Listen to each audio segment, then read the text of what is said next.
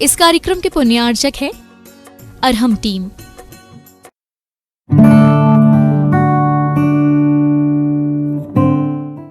इस बार का वह जो 10 लक्षण पर्व मनेगा वो अपने आप में कई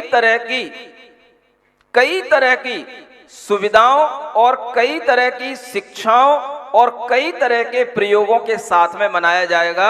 और वह 10 लक्षण पर्व इस बार का जो मनेगा वो अनोखा होगा, अद्भुत होगा। क्यों होगा? क्योंकि ऑनलाइन भी होगा, ऑफलाइन भी होगा। ऑनलाइन भी बहुत से लोग करते हैं, उनके टास्क अलग रहते हैं, उनके प्रोग्रामिंग की टाइमिंग अलग रहती है, उनके लिए अलग से जो टीम के माध्यम से वीडियो रिले किए जाते हैं वो अलग होते हैं। और जो यहाँ ऑफलाइन बैठेंगे उनके लिए भी यहाँ पर सामने देखने को मिलेगा। लेकिन इस बार एक अच्छा कार्य और एक नया कार्य इस प्रकार के इस 10 लक्षण पर्व में किया जाएगा और उस शिविर का नाम दिया जाता है अरहम स्वधर्म शिविर। क्या नाम होता है?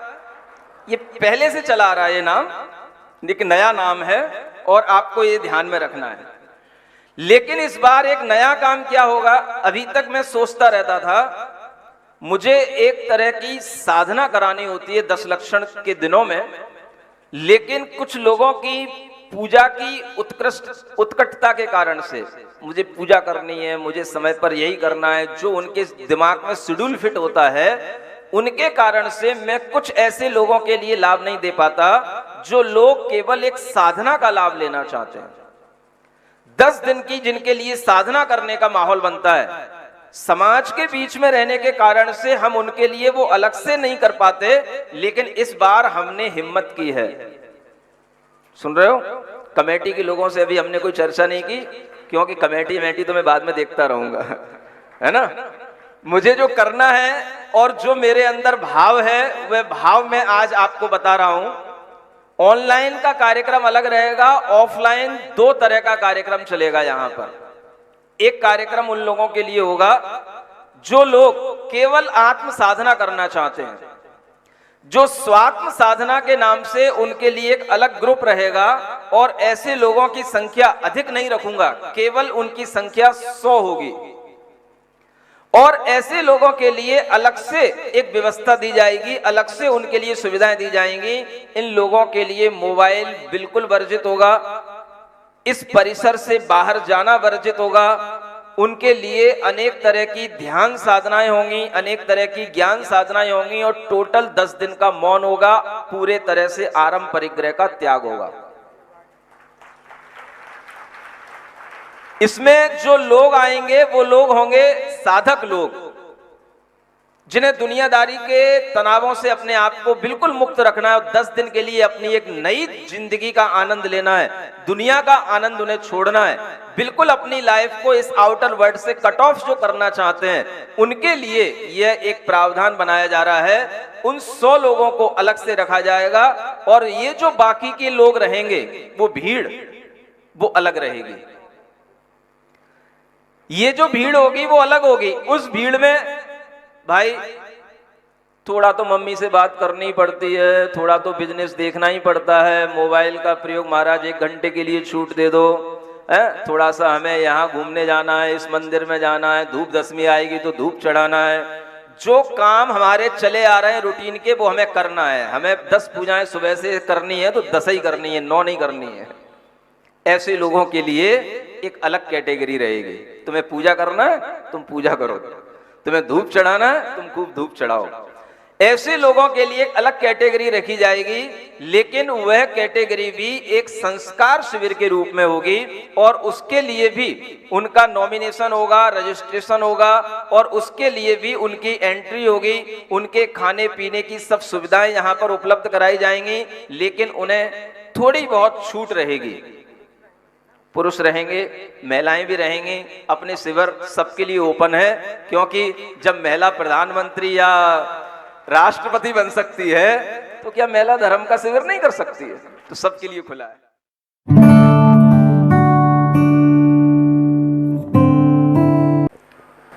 ओम नमः सिद्धेभ्यः।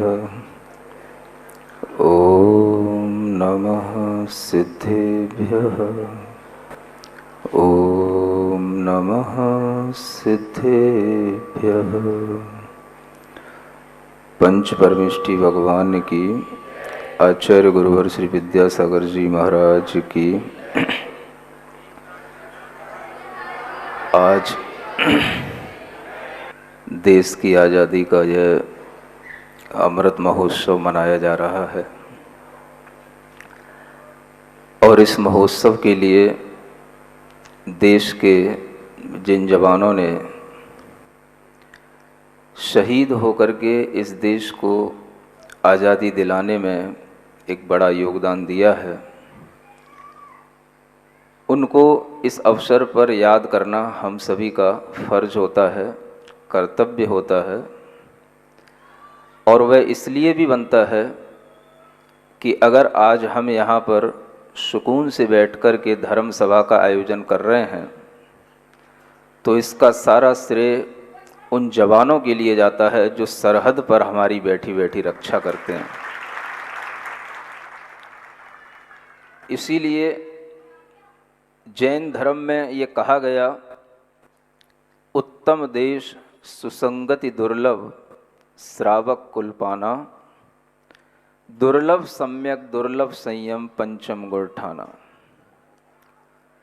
अगर हम दुर्लभता की कोई चीज़ें देखते हैं तो सबसे पहली चीज़ दुर्लभता की आती है उत्तम देश मिलना। ऐसा देश मिलना जहाँ पर हम अपने धर्म का पालन कर सकें, और धर्म भी वह जो प्राणी मात्र की रक्षा का, प्राणी मात्र को सुख देने का धर्म हो, जिसे हम अहिंसा धर्म कहते हैं। ऐसे उस अहिंसा धर्म की उपासना करने वाले लोग अगर दुनिया के तमाम राष्ट्रों में देखा जाए तो उनमें से केवल और केवल यह भारत देश में प्राप्त होते हैं। इसलिए भारत देश दुनिया के तमाम देशों में एक सर्वोपरि और सबसे उत्कृष्ट देश माना जाता है। यह वह देश है जहाँ पर तीर्थंकर हुआ करते हैं। भगवान ऋषभदेव से यह परंपरा चलती हुई तीर्थंकर भगवान 24वें तीर्थंकर महावीर स्वामी तक की यह परंपरा, और उसी बीच में अनेक अनेक भगवान श्री राम जैसे, हनुमान जैसे, श्री कृष्ण जैसे अनेक महापुरुष जहाँ जन्म लिए, कबीर और रहीम जैसे अनेक लोग यहाँ पर दार्शनिक रूप में जन्म लिए। ऐसा जन्म इस भारत देश में ही होता है। जो लोग अहिंसा और अध्यात्म की संस्कृति को आगे बढ़ाते हैं, अगर देखा जाए तो हम कह सकते हैं कि विदेशों में वैज्ञानिक पैदा होते हैं, लेकिन आध्यात्मिक पुरुष केवल और केवल भारत देश में पैदा होते हैं। अध्यात्म की यात्रा से ही हमारी जीवन यात्रा चलती है। विज्ञान हमारे लिए सहयोगी हो सकता है, लेकिन वो सब कुछ नहीं हो सकता। आज यह स्वतंत्रता का दिवस और इस दिवस की यह पूर्व संध्या, जब आप लोग प्रधानमंत्री जी के आदेश के अनुसार यह तिरंगा घर घर फहरा रहे हैं, यह तिरंगा घर घर फहराने का मतलब है हर एक व्यक्ति के अंदर इस बात का गौरव उत्पन्न होना कि मैं एक उत्तम देश में उत्पन्न हुआ हूँ, यह उसके अंदर एक भाव आना चाहिए। इसका प्रतीक है। केवल तिरंगा को लहराना ही सब कुछ नहीं होता, लेकिन जब तिरंगा हमारे सामने होता है तो हमारे अंदर यह भाव आ ही जाता है कि हम देश के लिए भी कुछ कर पा रहे हैं, देश के लिए भी कुछ सोच पा रहे हैं, और एक देश के लिए हमें कुछ करना भी चाहिए। यह भाव जो तिरंगे के माध्यम से आता है, यह तिरंगा, इसका अपना एक इतिहास है। यह राष्ट्रीय ध्वज, राष्ट्रीय चिन्ह है, और यह राष्ट्रीय ध्वज, राष्ट्रीय चिन्ह या राष्ट्रीय ज्ञान या राष्ट्रीय संविधान या राष्ट्रीय पशु या राष्ट्रीय पक्षी कोई भी हो, जितनी भी चीजें राष्ट्र से जुड़ी होती हैं वह सब उस राष्ट्र की आत्मा होती हैं। जैसे हमारे शरीर में हमारी आत्मा होती है, वैसे ये राष्ट्रीय ध्वज भी इस राष्ट्र की आत्मा है। आत्मा के बिना जिस तरह से हमारे शरीर में हमारा जीवन नहीं होता, वैसे ही इन राष्ट्रीय चिन्हों की पहचान के बिना किसी राष्ट्र की अपनी कोई पहचान नहीं होती। इस राष्ट्रीय ध्वज के बारे में आप लोगों को थोड़ा सा गौर करना चाहिए। यह राष्ट्रीय ध्वज जिस समय पर संविधान में पारित हुआ, बहुत कम लोगों को यह बात पता होगी, इस राष्ट्रीय ध्वज का जो चयन किया गया वह सारनाथ में स्थित अशोक के सिंह स्तंभ की अनुकृति के आधार पर किया गया। सम्राट अशोक का नाम सबने सुना होगा। उन्होंने एक अपनी ही विजय यात्रा के रूप में एक कीर्ति स्तंभ बनवाया था और उस कीर्ति स्तंभ पर उन्होंने सिंह की आकृतियां बनवाई थी, इसलिए वो सिंह स्तंभ कहलाता है। कभी आपने देखा हो तो उस स्तंभ के चारों ओर सिंह बने हुए रहते हैं और भी अनेक चिन्ह बने हुए रहते हैं। और वह राजा अशोक जो एक बहुत बड़ा सम्राट हुआ था, उस सम्राट ने इस तरह का जो ये स्तंभ बनवाया, उसी स्तंभ की अनुकृति करके उसी स्तंभ के आधार पर भारत सरकार के संविधान में सबसे पहले इसका प्रारूप आया था 22 जुलाई 1947 को। सबसे पहले इसका प्रारूप सामने आया था और फिर यही प्रारूप जब ये तिरंगा झंडा के रूप में सामने बना तो उस सिंह के स्तंभ में जैसे सिंह बने हुए थे, उसी तरह से उसमें बीचों बीच में एक चक्र बना हुआ था और उस चक्र में 24 तीलियां बनी हुई थी, 24 उसमें लाइनी धारियां बनी हुई थी।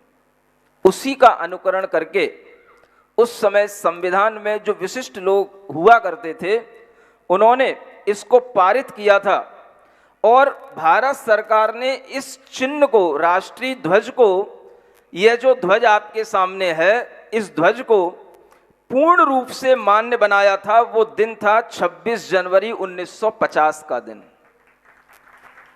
तब यह राष्ट्रीय ध्वज के रूप में हमारे सामने आया था। आज वही राष्ट्रीय ध्वज राष्ट्रीय तिरंगा के रूप में हमारी पहचान बनकर के आज हमारे सामने है। और आप अगर इस ध्वज को देखेंगे तो और इस ध्वज के पीछे का इतिहास देखेंगे तो आपको पता पड़ेगा कि अहिंसा के बिना, जैनों की संस्कृति के बिना इस ध्वज का कोई भी तरह का चयन हो नहीं सकता था। और ये जो हुआ है, सम्राट अशोक अपने समय में जैन रहा, बाद में उसने बौद्ध धर्म अपनाया, ये भी इतिहास में पढ़ा जाता है। जब उसने अपने जीवन में बड़े बड़े युद्ध किए तो भीषण नरसंहार उसने अपने जीवन में देखा और उस भीषण नरसंहार को देख करके उसका हृदय इतना कांप गया कि उसने फिर यह संकल्प किया कि आगे अब मैं कोई युद्ध नहीं करूंगा और मैं अहिंसा की पद्धति को अपनाऊंगा। आगे मैं हिंसा का काम नहीं करूंगा, चाहे मैं सम्राट रहूं या ना रहूं। यह उस सम्राट अशोक की बात मैं आपको बता रहा हूं, जिस सम्राट अशोक ने उस समय पर, उनके अनेक और बाद में पीढ़ियां हुई, उन सब पीढ़ियों ने जैन धर्म को अपनाया था, अहिंसा धर्म का प्रचार किया था। उन्हीं सम्राट अशोक ने अनेक शिलालेख लिखवाए अपनी विजय यात्रा के उपलक्ष्य में, और वो शिलालेख आज भी प्राकृत भाषा में उपलब्ध होते हैं। और उसी कीर्ति स्तंभ को बनाने के लिए उन सम्राट को जब याद आई तो उन्हें अहिंसा की याद आई, और जब उन्हें अहिंसा की याद आई तो उस अहिंसा की याद के साथ साथ उन्हें यह भी याद आया कि यह अहिंसा जो हमारे सामने है और इस अहिंसा के माध्यम से जो हम जीवन में, सबके जीवन में सुख शांति पहुंचा सकते हैं, वह अहिंसा के लिए अगर हमें कोई कीर्ति स्तंभ पर चिन्ह बनाना है तो उन्हें उस समय पर तीर्थंकर वर्धमान भगवान का चिन्ह सिंह उन्हें याद आया और उस सिंह की आकृति उन्होंने बनवाई। उन्होंने बीच में जो 24 आरों वाला ये चक्र बनवाया, ये 24 तीर्थंकरों की याद में उन्होंने 24 तीलियां बनवाई। ये किसी को ज्ञान में नहीं है, किसी की जानकारी में नहीं है।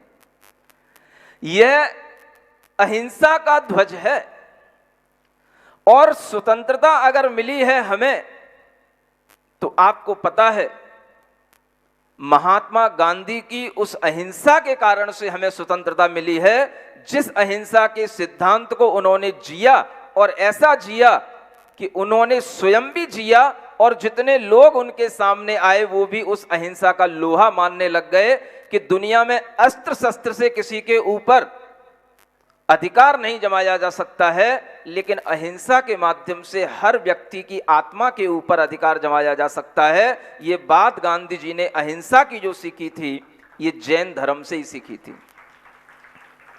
अहिंसा का मतलब किसी भी प्राणी मात्र को दुख नहीं देना। आज हम देखें कि यह जो केसरिया झंडा हमारे सामने है, 3 रंग का जो झंडा हमारे सामने है, इसके अंदर भी धर्म छिपा हुआ है। रंगों के भी अपने प्रतीक हुआ करते हैं, विज्ञान हुआ करता है, एक कलर साइंस भी हुआ करती है। और अगर हम देखें सबसे ऊपर जो गहरा केसरिया रंग का यह जो रंग है, यह केसरिया रंग बताता है कि हम सबके जीवन में मंगल होना चाहिए। यह केसरिया रंग मंगलता का, पवित्रता का, शुभता का प्रतीक है और हर व्यक्ति अपने जीवन में मंगल लाए, इसलिए उसे यह केसरिया रंग याद करना चाहिए। और यह केसरिया रंग हमारे पंच परमेष्ठियों में आचार्य परमेष्ठी का रंग माना जाता है।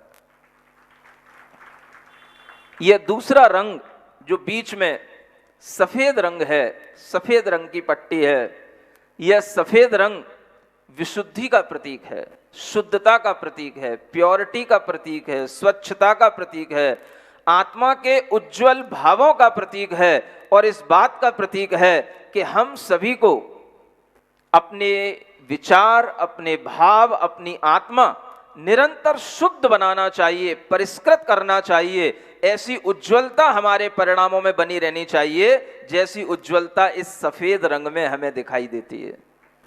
यह सफेद रंग उस उज्जवलता का प्रतीक है कि देश का हर नागरिक उज्जवल विचारों वाला हो, शुद्ध सात्विक भावों के साथ जीवन जीने वाला हो, अपने जीवन में किसी भी तरह का कलंक लगाने वाला ना हो और वह इस तरह का जीवन जिए कि उसके जीवन की पवित्रता हमेशा उसके जीवन को उन्नत बनाती रहे। यह हमें संदेश देता है ये सफेद रंग की पट्टी, जिसके माध्यम से यह हमें सफेद रंग उज्जवलता को बता रहा है। और इसी के साथ में नीचे एक हरे रंग का कलर है और यह हरा रंग हरे रंग की पट्टी है और यह हरा रंग समृद्धि का प्रतीक होता है। सबसे ज्यादा समृद्धि आती है देश के अंदर कृषि के माध्यम से। यह भारत देश कृषि प्रधान देश माना जाता था और आज भी माना जाता है। कृषि प्रधान देश होने का मतलब ही है चारों ओर हरियाली होना, चारों ओर फसलें होना, धन धान्य से लदा हुआ पूरा भूखंड होना। और इस तरह से धन धान्य से लदा हुआ अगर ये भूखंड बना रहेगा तो हर नागरिक यहाँ का स्वस्थ, समृद्ध और संपन्न रहेगा। भारतीय कृषि के माध्यम से ही व्यक्ति अपने अंदर संपन्नता ला सकता है। ये हरा रंग हमें समझा रहा है, ये प्रतीक है इस बात का। ये तीनों रंगों में हमारा पूरा जीवन निहित है। हम अपने जीवन को मंगल बनाएं, पवित्र बनाएं, समृद्ध बनाएं, लेकिन बीच में जो सफेद रंग की पट्टी के अंदर जो एक चक्र बना हुआ है, यह वह धर्म चक्र की याद दिलाता है कि दुनिया में अगर हमारे अंदर सुख शांति रहेगी तो धर्म चक्र को ध्यान में रखने से रहेगी। यह धर्म चक्र का प्रतीक है। और धर्म का मतलब क्या है? दया धर्म, प्राणी मात्र की रक्षा का धर्म, प्राणी मात्र के लिए अपने अंदर इस तरह का भाव होना कि उसे हमारी जीवनचर्या से कोई हानि न पहुंचे, इस प्रकार का अहिंसा धर्म, करुणामयी धर्म, यही धर्म अहिंसा धर्म कहलाता है। और इसी धर्म को सिद्ध करने के लिए यह धर्म चक्र आपके सामने है। तो जो लोग भी तिरंगा को फहरा रहे हैं वो ये ध्यान रखें कि वह धर्म की प्रभावना कर रहे हैं, और ये भी ध्यान रखें कि इस देश के अंदर अगर अहिंसा की प्रभावना रहेगी तो ये देश उन्नति को प्राप्त होगा, और अगर इस देश के अंदर अहिंसा हिंसा में बदल जाएगी तो इस देश का भी भविष्य बिगड़ जाएगा। ये बात केवल तिरंगा फहराने से नहीं आएगी, तिरंगे का महत्व समझने से आएगी। कोई भी प्रतीक होते हैं, उन प्रतीकों का अपना एक महत्व होता है, उनके पीछे अपनी एक साइंस होती है। उस साइंस को, उस इंपॉर्टेंस को अगर हम समझेंगे तो हम समझ पाएंगे कि वास्तव में तिरंगा हमारे घर घर में क्यों होना चाहिए। और ये बात अगर आपको पता ना हो तो ये बात आपको मोदी जी तक भी पहुंचा देना चाहिए कि तिरंगा में जो धर्म चक्र बना हुआ है, ये धर्म चक्र इसी बात का प्रतीक है, अहिंसा की महिमा बढ़नी चाहिए, हिंसा नहीं होनी चाहिए। भारतीय संविधान के अंदर ये अनुच्छेद 51 का में इस बात को लिखा गया है, भारत के प्रत्येक नागरिक का यह कर्तव्य है कि वह प्राकृतिक पर्यावरण को और उस प्राकृतिक पर्यावरण के अंतर्गत आने वाले जितने भी वन हैं, जंगल हैं, झील हैं, नदी हैं और भी वन्य प्राणी हैं, उन सबकी रक्षा करे, उनका संवर्धन करे और प्राणी मात्र के प्रति दया भाव रखे। ये भारतीय संविधान में अहिंसा की भावना लिखी हुई है, इसी पर यह भारत टिका हुआ है।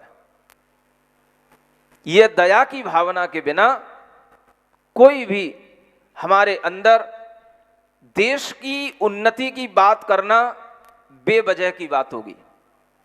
टेक्नोलॉजी अपनी जगह अलग है, लेकिन उस टेक्नोलॉजी के माध्यम से हमारे अंदर के जो तत्व हैं, मूल तत्व हैं, जो इस भारतीय दर्शन के, भारतीय संस्कृति के तत्व हैं, वह तत्वों का पोषण होना चाहिए।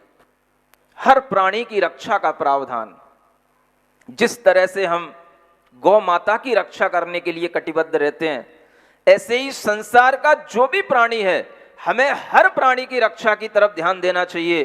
किसी भी प्राणी का कत्ल होना इस देश की आत्मा का कत्ल होना मानना चाहिए। अगर ये भाव हर एक भारतीय के अंदर आएगा, हर एक जवान के अंदर आएगा, हर एक पुरुष के अंदर आएगा, हर एक व्यक्ति, हर एक महिला, हर एक बच्चे के अंदर आएगा, तब इस भारत के अंदर जो विकास होगा और ये भारतीय निष्ठा के साथ में जो इस देश का विकास हम देख पाएंगे, वह वही विकास होगा जो कभी गांधी जी ने अपने सपनों में देखा था। ऐसा स्वतंत्र देश जिसमें सबके लिए, हर समुदाय के लिए सब कुछ होना चाहिए। जो चीज प्रधानमंत्री को मिलती है वह चीज आम आदमी को मिलना चाहिए। गांधी जी ने उसको स्वराज्य कहा था, आज हम भूल रहे हैं। यह जो अमीर और गरीब की खाई है, ये जब तक बढ़ती रहेगी तब तक स्वराज्य का, स्वतंत्र का कोई महत्व नहीं है। ये गांधी जी का बहुत बड़ा सिद्धांत था। अहिंसा का मतलब सबके प्रति समान व्यवहार। आत्मनः प्रतिकूलानि परेशान न समाचरेत, ये जो भारतीय संस्कृति की मनुस्मृति की पंक्तियां हैं, ये उसी अहिंसा से ओतप्रोत हैं कि जो चीज हमारे अंदर हमारी आत्मा के प्रतिकूल हो, हमारे अपने लिए बुरी लगती हो, हम उस चीज को दूसरों के साथ न करें। अगर कोई हमारे शरीर को काटता है, मारता है तो हमें पीड़ा होती है, तो हम अगर किसी भी पशु के, प्राणी के, किसी भी जंतु के, किसी भी जानवर के शरीर को काटते हैं, मारते हैं, तो उसको भी उतनी पीड़ा होती है, वो भी चिल्लाता है, वो भी तड़पता है, उसके भी अंदर आंसू आते हैं और उसको देखने वाले जो उसके बगल में परिवार के लोग खड़े रहते हैं, उनकी आत्मा भी दहल जाती है। लेकिन हम लोगों की आत्मा नहीं दहलती। हमें ये समझना चाहिए, संसार में हर एक प्राणी अपने जीने का अधिकार स्वयं लेकर के आता है। इसीलिए भगवान महावीर स्वामी ने उस सारी अहिंसा को एक सूत्र में पिरोया और उसका नाम दिया जियो और जीने दो। आज हमें इस स्वतंत्रता के अवसर पर इस सूत्र को भूलना नहीं है। स्वतंत्रता का मतलब ऐसा नहीं है हम तो जी रहे हैं, तुम्हें मरना हो मरो, इसका नाम स्वतंत्रता नहीं है। स्वतंत्रता का मतलब है जियो और दूसरे को भी जीने के लिए बाधित मत करो। दूसरे को भी जीने का उतना ही अधिकार है जितना आपको जीने का अधिकार है। इसलिए जियो और जीने दो का यह सिद्धांत अगर बना रहेगा तो ये भारत उन्नति करता रहेगा। भारत को कभी भी आप पिछड़ा हुआ देश ना समझें। भारत के अंदर अगर कृषि प्रधान देश था कि अगर उसे गौरव प्राप्त था, आज भी अगर भारत में कृषि की प्रधानता रहेगी, टेक्नोलॉजी भले ही कम रहे लेकिन अगर कृषि की प्रधानता भारत के अंदर रहेगी तो ये भारत हमेशा समृद्ध रहेगा, उन्नत रहेगा और दुनिया के सब देशों में अशांति होगी लेकिन भारत के अंदर शांति होगी। दुनिया के सब देशों में गरीबी होगी लेकिन भारत के अंदर अमीरी होगी, क्योंकि यहाँ का आदमी अमीर होता है अपने संतोष से, अपने चारित्र से, अपने दया की भावना से। दुनिया में ऐसा कहीं भी आदमी देखने को नहीं मिलता जो यहाँ के आदमी के अंदर ये भावना पाई जाती है। इसलिए आप टेक्नोलॉजी को जितना आप डेवलप कर रहे हैं वह टेक्नोलॉजी कभी भी अहिंसा के घात के लिए नहीं होनी चाहिए। आज हम देखते हैं कृषि नहीं रही है, खेती के नाम पर दुनिया के जीवों की खेती हो रही है। जिसे हम कभी खेती नहीं कहा करते थे उसे भी आज खेती कहा जा रहा है। पशुओं का पालन होता था, पक्षियों का पालन होता था, आज पशु पालन के नाम पर पशुओं का पालन नहीं हो रहा है, पशुओं का, जीवों का मारण हो रहा है, मरण हो रहा है और हम उसे खेती कह रहे हैं। आज हम देखते हैं कि खेती के नाम पर कौन कौन सी खेतियां चल रही हैं।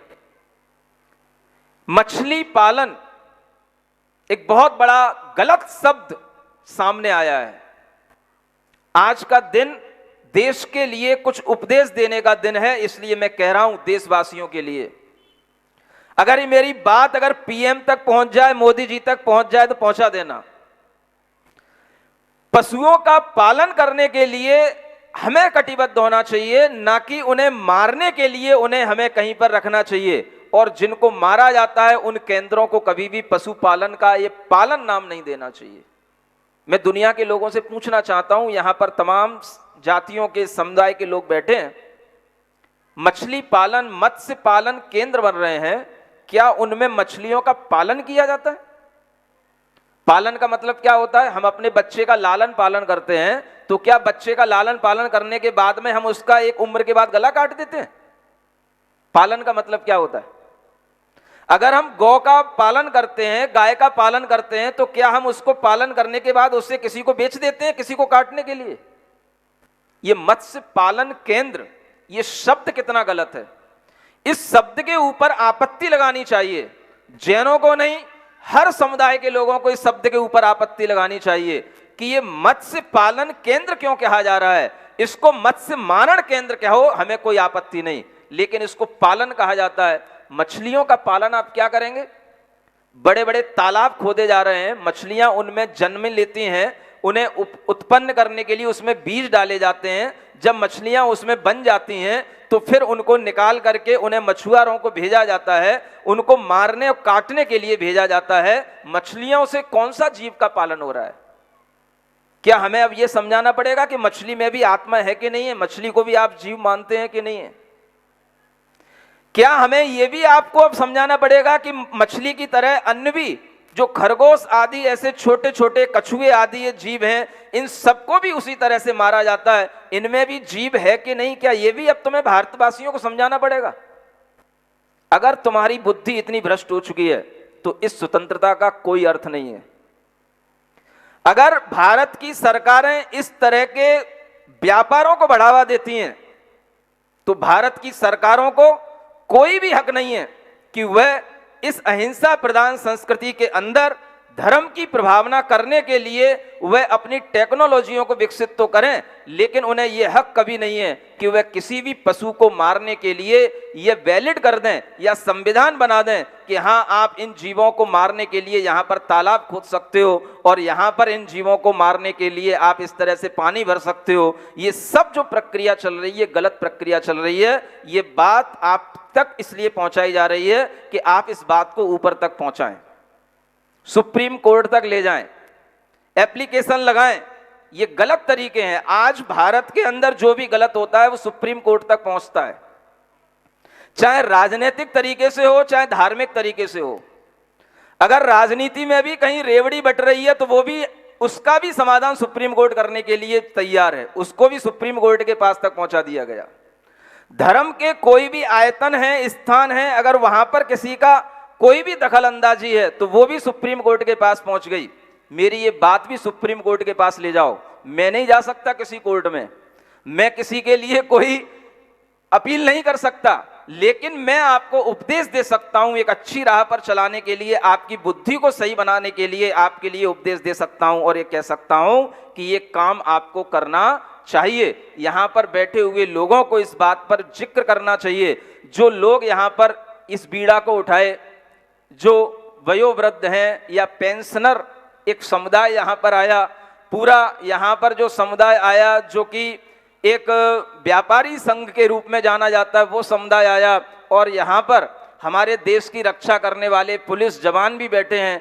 इन सबको अधिकार है कि इस तरह की गलत चीजों को हम सही बनाने की कोशिश करें, और इसके लिए अगर हमें कोई पिटीशन दायर करनी पड़े सुप्रीम कोर्ट में तो हमें वो भी करना चाहिए। मत्स्य पालन केंद्र क्यों कहा जाता है, ये एक मेरे लिए ऑब्जेक्शन है, क्वेश्चन मार्क है।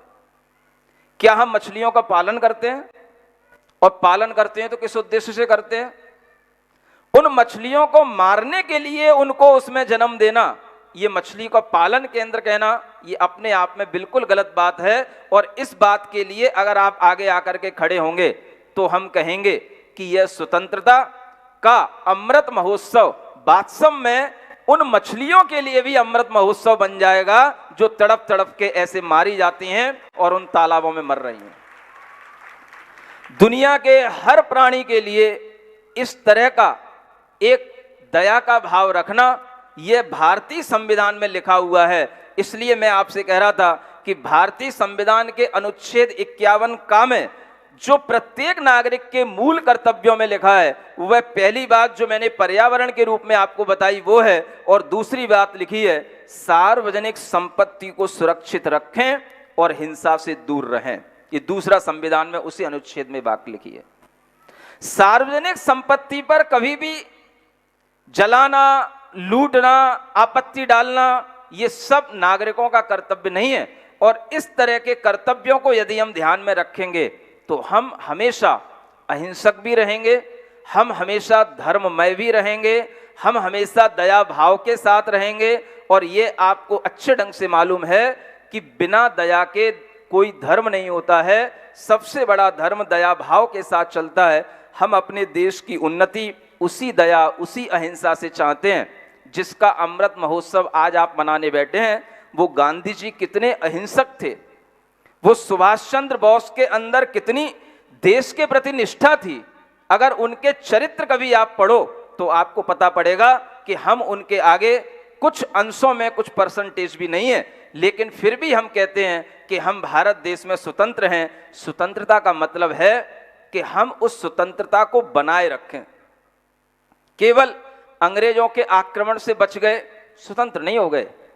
हमारे अंदर वह अंग्रेजियत तो अभी भी जमी हुई है जो संविधान या किसी भी तरह के कानूनों के माध्यम से हमारे ऊपर थोपी जाती है। और अगर हम अपने अंदर उस संविधान की बातों को ध्यान में रखते हुए अपने अंदर यह भावना रखेंगे कि हमारे अंदर का दया भाव, हमारी संस्कृति अहिंसा की संस्कृति, गांधी जी ने जिस देश को आजाद कराने के लिए सब कुछ तपस्या की, आज देखें उस देश में भी अहिंसा के नाम पर हिंसा अगर होती है तो ये गांधी जी की आत्मा के लिए कभी सुकून की बात नहीं होगी।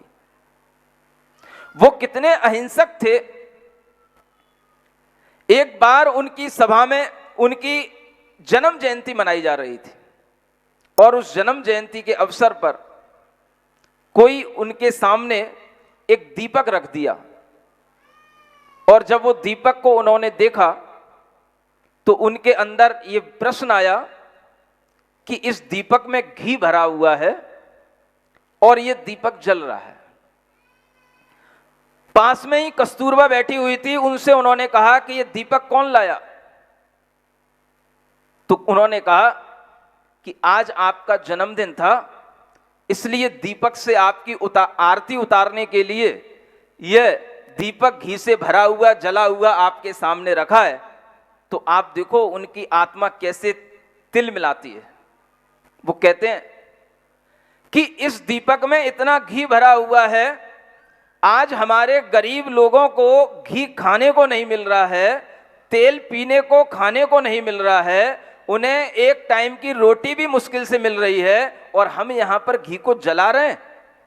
ये हमारे देश की अहिंसा की, ये हमारे लिए एक अच्छी बात नहीं है और ये हमारा कर्तव्य नहीं है। और इस तरह की संवेदनाएं जब उनके अंदर रहा करती थी, तभी ये अहिंसा अपने आप में एक इतना बड़ा अस्त्र बन गया कि उन फिरंगियों के, अंग्रेजों के अस्त्र काम में नहीं आए, लेकिन पवित्र भावों का यह अहिंसा अस्त्र, अहिंसा धर्म काम में आया, जिसने इस देश को आजाद कराया। दूसरों के प्रति संवेदनाएं रखना, दूसरों के प्रति दया की भावनाएं रखना, मैत्री का भाव रखना, प्रेम का भाव रखना, ये संवेदनाओं से अगर हम भरेंगे तो हमारे अंदर धर्म बनेगा। और अगर हम सब कुछ देखते हुए भी संवेदनहीन होते चले जाएंगे तो हम धर्म से रहित होते चले जाएंगे। कहने के लिए बहुत कुछ हो सकता है, लेकिन आप ये ध्यान में रखें कि जिस तरह से रामचरितमानस में लिखा है, परहित सरस धर्म नहीं भाई, क्या लिखा है? परहित, परहित के समान दूसरे का हित करो, कभी भी अहित मत करो। इससे बढ़कर के कोई धर्म नहीं है। दया धर्म का मूल है, पाप मूल अभिमान तुलसी दया न छाणिए जब तक घट में प्राण। हर किसी दार्शनिक ने, हर किसी महात्मा ने क्या उपदेश दिया? दया धर्म का पालन करो। आज हमें अपनी दया हर जीव के प्रति रखने का भाव करना चाहिए। सही स्वतंत्रता दिवस मनाने का मतलब है हर प्राणी को स्वतंत्र छोड़ना और हर प्राणी के अंदर के आत्मा की रक्षा करना, किसी भी प्राणी को मारना नहीं, चाहे वो सूकर हो, चाहे वो बैल हो, चाहे वो बकरा हो, चाहे वो खरगोश हो, या कोई छोटी सी मक्खी या मच्छर हो या चींटी हो। हर प्राणी के प्रति अगर आपके अंदर दया का भाव रहेगा तो यह स्वतंत्रता मनाने का वास्तविक अर्थ आपके सामने रहेगा। और कोई भावना नहीं है। स्वतंत्रता का मतलब जियो और जीने दो, लिव एंड लेट लिव। यह भगवान तीर्थंकर का जो हमें एक मूल वाक्य मिला है, इस मूल वाक्य को ध्यान में रख कर के ही सारा संविधान बना है। और उस संविधान की किताब पर भी सबसे पहले उन भगवान महावीर स्वामी का चित्र बना हुआ है, जिन्होंने हमें अहिंसा का संदेश दिया था। यह भी आप लोगों को पता होना चाहिए। जो हमारे सामने एक राष्ट्रगान आता है, आज हम उस राष्ट्रगान को भी करेंगे ना। स्वतंत्रता की बात कह रहे हैं, तिरंगा मनाया जा रहा है, फहराया जा रहा है, आज हम उस राष्ट्रगान को भी करेंगे। और वह राष्ट्रगान जो संविधान सभा में एक राष्ट्रगान के रूप में अपनाया गया था, वो भी 24 जनवरी 1950 को अपनाया गया था। और यह सर्वप्रथम 27 दिसंबर 1911 को भारतीय राष्ट्रीय कांग्रेस के कलकत्ता अधिवेशन में इसको सबसे पहली बार गाया गया था। और जब ये पहली बार गाया गया था तो इस पूरे राष्ट्रगान के अंदर 5 पद थे। कितने? 5 पद थे इसके अंदर। इस राष्ट्रगान को कोई भी पूरा नहीं बोलता। इस राष्ट्रगान में एक जगह हिंदू, बौद्ध, सिख के साथ में जैन का नाम आता है। ये कोई नहीं बताता, कोई नहीं बोलता। मैं चाहता हूं कि आज इस अमृत महोत्सव के दिन आप लोगों के लिए यह एक नई चीज होनी चाहिए और दुनिया के अंदर हर देशवासी को यह बताना चाहिए कि कम से कम हमें 15 अगस्त को, 26 जनवरी को ये राष्ट्रगान पूरा पढ़ना चाहिए और इस 5 पदों का उच्चारण हमें करना चाहिए। तब हमें पता पड़ेगा कि इस राष्ट्रगान के अंदर क्या क्या लिखा हुआ है। कभी पढ़ाया जाता है आपको? शुरू की केवल 4 लाइनें पढ़ के आप इतिश्री कर लेते हो। आज सभी लोग खड़े होकर के इस पूरे राष्ट्रगान को पढ़ेंगे और इसी के साथ सभा का समापन करेंगे। जन गण मन अधिनायक जय हे, भारत भाग्य विधाता, पंजाब सिंधु गुजरात मराठा, द्राविड़ उत्कल बंग, विंध्य हिमाचल यमुना गंगा, उच्छल जलधि तरंग, तब शुभ नामे जागे, तब शुभ आशीष मांगे, गाहे तब जय गाथा, जन गण मंगल दायक जय हे, भारत भाग्य विधाता जय हे, जय हे, जय हे, जय जय जय जय हे। अहरह तव आह्वान प्रचारित, सुनि तव उदार वाणी, हिंदू बौद्ध सिख जैन पारसिक, मुसलमान ख्रिस्तानी, पूरब पश्चिम आसे, तब सिंहासन पाशे, प्रेम हार है गाथा, जनगण ऐक्य विधायक जग हे, भारत भाग्य विधाता जय हे, जय हे, जय हे, जय जय जय जय हे। पतन अभ्युदय बंधुर पंथा, युग युग धावित यात्री, हे चिर सारथि तव रथ चक्रे, मुखरित पथ दिन रात्रि, दारुण विप्लव माझे, तब शंख ध्वनि बाजे, संकट दुख त्राता, जनगण पथ परिचायक जय हे, भारत भाग्य विधाता जय हे, जय हे, जय हे, जय जय जय जय हे।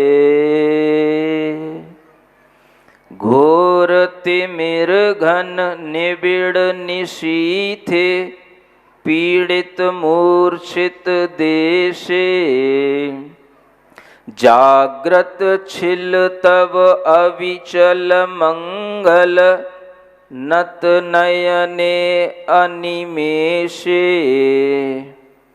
दुःस्वप्ने आतंके रक्षा करिले अंके, स्नेहमयी तुम माता, स्नेहमयी तुम माता, जनगण दुख त्रायक जय हे भारत भाग्य विधाता जय हे जय हे जय हे जय जय जय जय हे।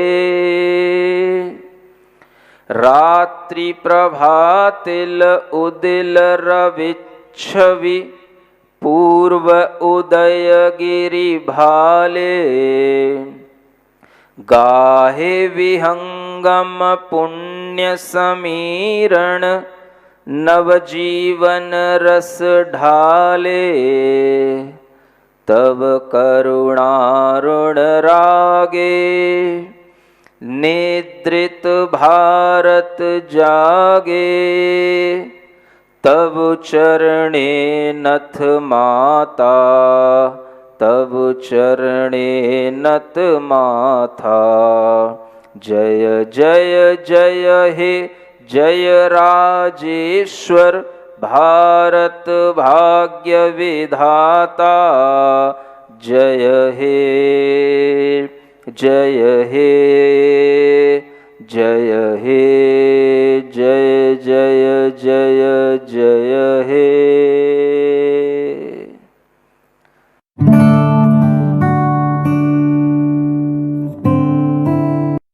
आप लोग अपने बेटों में संस्कार डालने के लिए हमेशा लालायित रहते हैं और कई लोग कहते हैं कि हमारे बेटे दूसरे दूसरे धर्मों की ओर मुड़ जाते हैं और अनेक अनेक तरह के उनके अंदर विश्वास पैदा हो जाते हैं और वह भूल जाते हैं कि हमारे जीवन में जो विश्वास आना चाहिए वो जिनेंद्र भगवान के दर्शन के माध्यम से आना चाहिए। लेकिन वो बच्चे बड़े होकर के वह सारा विश्वास भूल जाते हैं और जो बातें फिजूल की हैं उन पे तो विश्वास करते हैं और जो बातें सत्य की हैं उन पर वह झूठा आरोपण करके उन पर से संदेह करते हैं। ऐसे बच्चों के लिए जो धर्म को कम समझना चाहते हैं लेकिन धर्म को भीतर से मानने की जिनके अंदर जिज्ञासा रहती है, धर्म का अनुभव करने की जिनके अंदर जिज्ञासा रहती है, ऐसे बच्चों के लिए ही 10 लक्षण पर्व में एक विशेष कार्यक्रम जो कि स्वात्म साधना शिविर के माध्यम से यहाँ पर एक विशेष कार्यक्रम होगा, वह कुछ विशेष लोगों के लिए होगा और वह विशेष लोग धर्म को जिएंगे, अनुभव करेंगे। केवल पूजाओं और प्रतिष्ठाओं के माध्यम से अपना समय नहीं निकालेंगे। उन 100 लोगों की कैटेगरी एक अलग होगी और उसमें जिन लोगों को भी शामिल होने का मौका मिलेगा वे लोग धर्म की अनुभूति 10 दिन इस ढंग से करेंगे कि उनके लिए किसी भी तरह की बंदिशें नहीं होंगी, लेकिन अनुशासन पूरा होगा और उस अनुशासन के साथ में उन्हें धर्म को जीने के लिए, धर्म का अनुभव करने के लिए उन्हें एक बहुत बड़ा एक अवसर मिलेगा। ये अवसर जैन समाज के अंदर कहीं पर भी नहीं मिलता। इसलिए मैंने देखा है कि कई बच्चे दूसरी जगहों पर जाकर के अपनी बॉडी को डिटॉक्सिफाई करते हैं, पॉजिटिव एनर्जी लेने के लिए तरह तरह के मेडिटेशन करते हैं, लेकिन यहाँ पर आपकी बॉडी का डिटॉक्सिफिकेशन भी किया जाएगा और आपकी बॉडी को, आपके माइंड को, आपकी सोल को इतना ऑक्सीफाइड कर दिया जाएगा, इतना ऑक्सीजन से भर दिया जाएगा कि अगले कई वर्षों तक आपकी अंदर कभी भी कोई भी टॉक्सिक एसिड और टॉक्सिक मैटर जमा नहीं होगा। ये जो हमारे अंदर ऑक्सीजन का आना, कार्बन डाइऑक्साइड का निकल जाना, ये केवल बॉडी के अंदर नहीं होता, ये माइंड में भी होता है।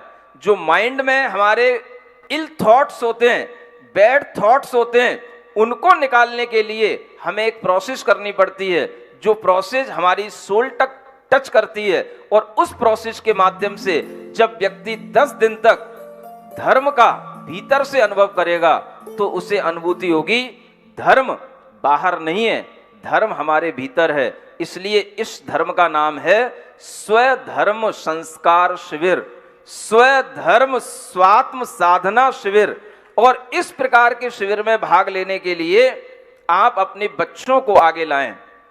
जो 40-45 तक की उम्र के बड़े बेटे हैं, बहुएं हैं, ऐसे लोग सामने आएं जिन्हें दुनिया में अनेक अनेक तरह के और जगहों पर जाकर के एक्सपीरियंस करने को मिला है, वो एक बार आकर के यहाँ पर इस अरहम स्वात्म उत्थान शिविर में आकर के अपना एक एक्सपीरियंस करेंगे तो वो आगे की सब बातें भूल जाएंगे और उन्हें लगेगा कि हमें जो 10 धर्मों के माध्यम से जिनेंद्र भगवान ने अपनी स्व धर्म की बात बताई है, इससे बढ़कर के दुनिया में हमें कोई धर्म नहीं है।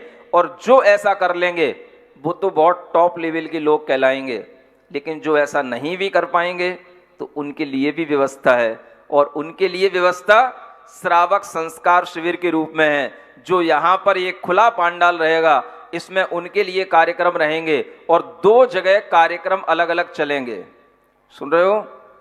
आपको तो अभी कुछ समझ में ही नहीं आएगा व्यवस्था क्या लेकर के हम अपने दिमाग में चल रहे हैं।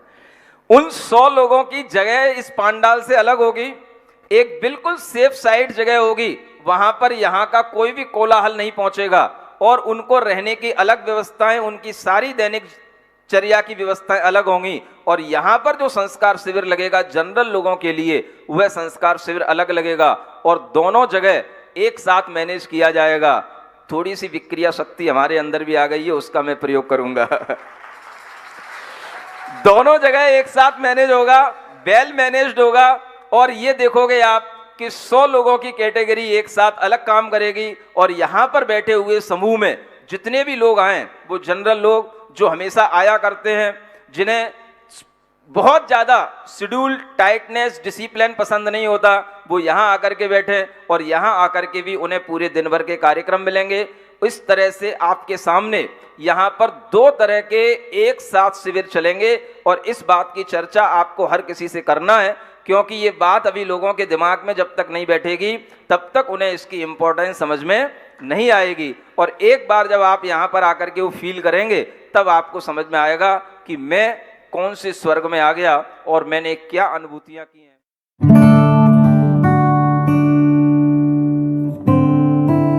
आपके घरों में भी बालक होते हैं, और उन बालकों को भी जब आप बड़ा होते हुए देखते हैं तो बड़ा होते होते देखते देखते कई माता पिता मेरे पास आकर के कहते हैं, महाराज ये बालक मन से स्थिर नहीं हो पा रहा है, अपने लक्ष्य निर्धारित करता है लेकिन कोई भी काम में सफल नहीं हो पाता है, स्थिरता की कमी, एकाग्रता की कमी है।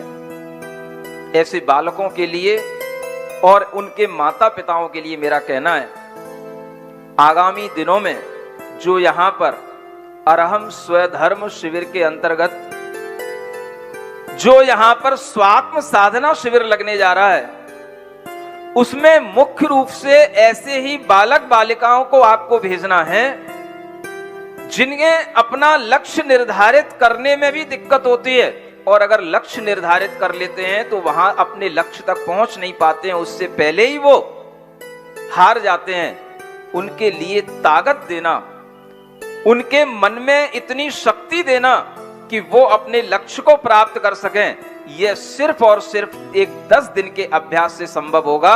और इस तरह का 10 दिन का अभ्यास उनके पूरे जीवन को बदलने वाला होगा।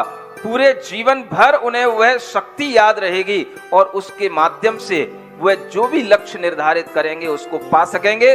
क्योंकि जिसके अंदर 10 दिन स्थिरता आ गई, जिसका मन 10 दिन अपने में लग गया, जिसका मन 10 दिन दुनिया की चकाचौंध से दूर होकर के रहने में लग गया, वह आदमी समझना भीतर से दिव्य शक्ति से भर जाएगा। क्योंकि बिना दिव्य शक्ति के उसका मन लग नहीं सकता, अन्यथा वो दूसरे ही दिन कहेगा मुझे अच्छा नहीं लग रहा है, मैं तो जा रहा हूं। यह वह चीज आपके सामने आने वाली है। आप चाहते हैं कि हमारे बेटे बेटियों के ऊपर अच्छे संस्कार पड़े, गुस्सा ना करें, छोटी छोटी बातों पर जिद करके परेशान ना करें, वह सब चीजों को स्व और पर को अच्छे ढंग से समझ पाएं। इस तरह की जो आपके अंदर विचारणा होती है, उस विचारणा को साकार करने के लिए एक अलग से ये प्रोग्राम इसीलिए इंट्रोड्यूस किया जा रहा है कि इस प्रोग्राम के माध्यम से आज की पीढ़ी को लाभ मिले, और जो पीढ़ी छोटी छोटी बातों पर अपने आप से परेशान हो जाती है, छोटी छोटी भी अपने सामने समस्याएं आती हैं, उनका सामना नहीं कर पाती है, वह अगर 10 दिन यहाँ पर मौन पूर्वक अगर वह जीव यहाँ कोई भी आत्मा अगर साधना कर लेगा तो दुनिया की कोई ताकत, कोई आपदा उसको कभी अपने से विचलित नहीं करा सकती, हिला नहीं सकती उसको। क्योंकि 10 दिन अपने में रहना, मौन रह करके साधना करना, मोबाइल लैपटॉप से दूर रह करके रहना, ये अगर एक बार बच्चों के अंदर संस्कार में आ गया तो मैं गारंटी से कहता हूं आपका बच्चा जिंदगी में कभी भी गलत लाइनों पे नहीं जाएगा और कभी भी आपके लिए अफसोस उत्पन्न नहीं कराएगा कि इसने कोई गलत काम कर लिया, क्योंकि उसे एक बार अगर अच्छा संस्कार मिल गया तो वह संस्कार उसे पूरे जीवन भर काम आएगा। जो संस्कार आपने नहीं दे पाए, उन संस्कारों को उन बढ़ती उम्र में देने के लिए ये एक बहुत अच्छा कार्यक्रम है। बढ़ती उम्र के संस्कार अलग होते हैं। उस बढ़ती उम्र में जहां उनके शरीर की बायोलॉजी अलग तरीके से चलती है और उसके कारण से जो उनके इमोशंस, उनके थॉट्स जो उनके आउट ऑफ कंट्रोल होते हैं, उन सबको कंट्रोल करने के लिए योगा, मेडिटेशन और अनेक तरह की हेल्थ टिप्स के माध्यम से उसे 10 दिन तक फिजिकली और मेंटली इतना स्ट्रांग बनाया जाएगा ताकि वह आगामी जीवन में अपने लिए किसी भी तरह की कमजोरी महसूस ना करे और जो लक्ष्य निर्धारित करे उस लक्ष्य को प्राप्त कर ले। इतना स्ट्रांग बनाने के लिए यह एक प्रोसेस आपके सामने आ रही है। आत्म साधना इसका नाम तो है, लेकिन इस साधना से उसके जीवन की साधना जुड़ी हुई है और इस साधना के माध्यम से वह अपने जीवन में हर एक सफलता को प्राप्त कर पा सकता है। इस कार्यक्रम के पुण्यार्चक थे अरहम टीम।